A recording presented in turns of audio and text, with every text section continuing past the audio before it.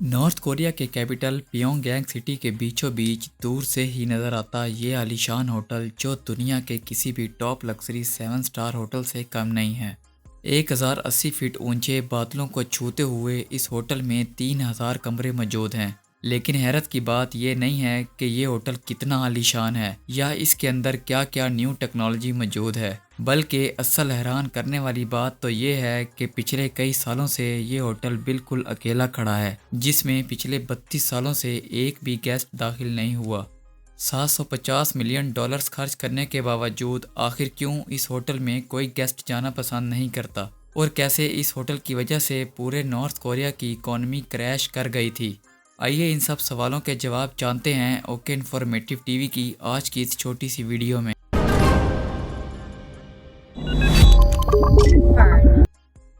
नाजरीन, north Korea के सख्त और अजीबोकरीन लॉ के मुतल्लिक तो हर शख्स जानता है। अगर आपको ये बात नहीं पता तो आपको बताते चलें कि नॉर्थ कोरिया खुद को कहलाता तो डेमोक्रेटिक कंट्री है, लेकिन हकीकत में ये एक ऐसा मुल्क है जिसको 1948 से ज़बरदस्ती एक ही फैमिली चला रही है, और वो है किम फैमिली। नॉर्थ कोरिया शायद दुनिया का वो वाहिद मुल्क है जहाँ खुशकिस्मती से हर साल इलेक्शन तो होते हैं, लेकिन बदकिस्मती से कैंडिडेट सिर्फ एक ही खड़ा होता है। अपने सख्त कानून की वजह से नॉर्थ कोरिया अपने खिलाफ कई दुश्मन बना चुका है, और इतने अजीबोगरीब कानून की वजह से यहाँ टूरिस्ट भी आना पसंद नहीं करते। अब यहाँ सवाल ये पैदा होता है कि अगर नॉर्थ कोरिया में इतनी सख्ती है और यहाँ विजिटर भी जाना पसंद नहीं करते, तो आखिर नॉर्थ कोरिया को 3000 कमरों वाले इस 105 मंजिला होटल की ज़रूरत ही क्यों पड़ी। असल में ये बात है 1986 की, जब यूनाइटेड स्टेट और सोवियत यूनियन के दरमियान कोल्ड वार चल रही थी। इस वार में साउथ कोरिया, जो कि नॉर्थ कोरिया का दुश्मन मुल्क है, वो अमेरिका को सपोर्ट कर रहा था और नॉर्थ कोरिया सोवियत यूनियन की तरफदारी कर रहा था। नॉर्थ और साउथ कोरिया, जो कि नेबर कंट्री के साथ साथ एक दूसरे के जानी दुश्मन भी थे, इसलिए हर चीज़ में एक दूसरे से आगे बढ़ने की कोशिश करते थे। उन दिनों साउथ कोरिया में ओलंपिक होस्ट करने की तैयारियां भी ज़ोरों शोरों से चल रही थी, जहां दुनिया भर से लोगों ने साउथ कोरिया की तरफ मूव होना था। लेकिन ये बात नॉर्थ कोरिया को हजम नहीं हो रही थी। नॉर्थ कोरिया ने कंपटीशन में आकर अपने मुल्क में एक फेस्टिवल करने का ऐलान कर दिया। बगैर सोचे समझे नॉर्थ कोरिया ने ये फेस्टिवल 1989 में करवाया जाना था, और इस फेस्टिवल में आने वाले 30,000 पार्टिसिपेंट्स के लिए न सिर्फ पियोंगयांग में बने पैलेस एयरपोर्ट को बड़ा किया गया, बल्कि 3000 कमरों का एक होटल भी बनवाने का फैसला किया गया। कंपटीशन में आकर नॉर्थ कोरिया ने इतने बड़े बड़े दावे तो कर दिए थे, लेकिन कौन जानता था कि इतना बड़ा होटल बनाने का ख्वाब हमेशा के लिए नॉर्थ कोरिया के गले में पड़ चुका है। खैर 1987 में इस होटल की कंस्ट्रक्शन तो शुरू कर दी गई, लेकिन जब 1989 में फेस्टिवल हुआ तो 3000 कमरों वाला दुनिया का सबसे ऊंचा होटल मुकम्मल होने के करीब करीब भी ना था।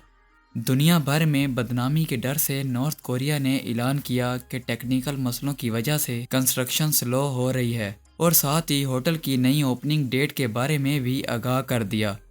नॉर्थ कोरिया, जो कोल्ड वार में सोवियत यूनियन को सपोर्ट कर रहा था, 1991 में सोवियत यूनियन टूट गया और नॉर्थ कोरिया की इकॉनमी बुरी तरह से क्रैश हो गई। अभी होटल मुकम्मल होने के करीब करीब ही था कि होटल की कंस्ट्रक्शन रोक दी गई। वहाँ साउथ कोरिया के साथ साथ दुनिया भर में नॉर्थ कोरिया का मजाक बनाया जाने लगा, और अगले 16 सालों तक ये स्ट्रक्चर ऐसे ही खड़ा रहा। कई सालों के बाद 2008 में एक इजिप्शियन कंस्ट्रक्शन कंपनी के साथ डील की गई, जिसमें वो कंपनी अपने पैसों से होटल को मुकम्मल भी करेंगे और इसको चलाएंगे भी। सबसे पहले इस कंपनी ने इस होटल पर विंडो पैनल लगाए ताकि ये कैपिटल सिटी की खूबसूरती ख़राब ना करे। अब की बार होटल की ओपनिंग डेट 2012 में रखी गई। होटल का एक्सटीरियर तो बिल्कुल मुकम्मल हो चुका था, और अब बारी थी इंटीरियर डेकोरेशन की। 2011 में नए लीडर किम जोंग उन ने नॉर्थ कोरिया का कंट्रोल संभाल लिया था, और इन्होंने आते साथ ही कुछ नए रूल्स बनाए, जिसकी वजह से अमेरिका ने नॉर्थ कोरिया में इंपोर्ट करने की पाबंदी लगा दी। होटल के इंटीरियर में लगने ही तमाम इंपोर्टेड आइटम थे, और वो अब नॉर्थ कोरिया इंपोर्ट नहीं कर सकता था। 2012 में जहाँ इस होटल को ओपन करना था, वहीं इस होटल का इंटीरियर देखने लायक भी ना था, اور ایک بار پھر سے نارتھ کوریا اس ہوٹل کو مکمل کرنے میں بری طرح سے فیل ہو چکا تھا۔ 3000 کمرے اور 105 فلور والے اس ہوٹل میں آج بھی رات کے وقت لائٹ شو چلائے جاتے ہیں، لیکن آج تک یہاں ایک بھی گیسٹ نہیں گیا۔ ناظرین، ہم پہلے بھی نارتھ کوریا رولز کے متعلق ایک مکمل ویڈیو بنا چکے ہیں، جس کا لنک ڈسکرپشن میں موجود ہے۔ اگر آج کی ویڈیو اچھی لگی ہو تو ویڈیو کو لائک اور چینل کو سبسکرائب لازمی کر لیں۔ ملتے ہیں اگلی ویڈیو میں۔